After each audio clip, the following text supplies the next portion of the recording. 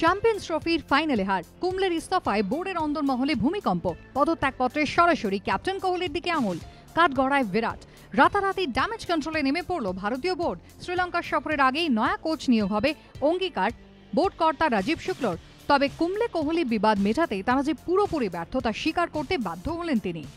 BCCI ने इस मुद्दे को हल करने की पूरा प्रयास किया। जो बोर्ड के एक्टिंग सेक्रेटरी, सीईओ सबने जो है मिस्टर कुंबले और मिस्टर विराट कोहली दोनों से बात की और ये था कि मामला जो है सुलझ जाएगा, लेकिन वो सुलझ नहीं सका और मिस्टर कुंबले ने निर्णय लिया कि वो कंटिन्यू नहीं करेंगे। श्रीलंका टूर के पहले एक बहुत अच्छा कोच जो है भारतीय टीम के लिए सेलेक्ट कर लिया जाएगा। বোর্ড সূত্রে খবর, অনেকদিন আগে থেকেই কোচ ক্যাপ্টেনের সম্পর্কের অবনতি হয়েছিল।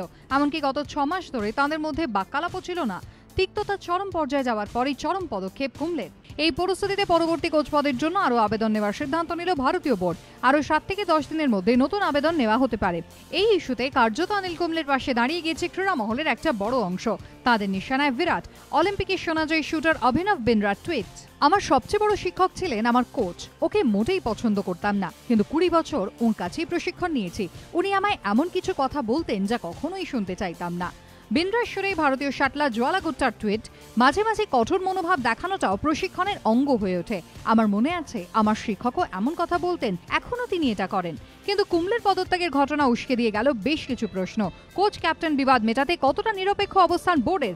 ভারতীয় দলের হেড স্যার হিসেবে কঠোর মনোভাব দেখানোয় অধিনায়কের না পছন্দ। আর সেই কারণেই যদি অনিল কুম্বলের মতো ক্রিকেট ব্যক্তিত্বকে সরে যেতে হয়, তাহলে ভারতীয় ড্রেসিং রুমে স্বচ্ছ পরিবেশ থাকবে কিভাবে? কেন বিরাটের অঙ্গুলি হেলনের সিদ্ধান্ত নেবে বোর্ড? প্রশ্ন উঠছে ক্রিকেট মহলে। এবিপি আনন্দ।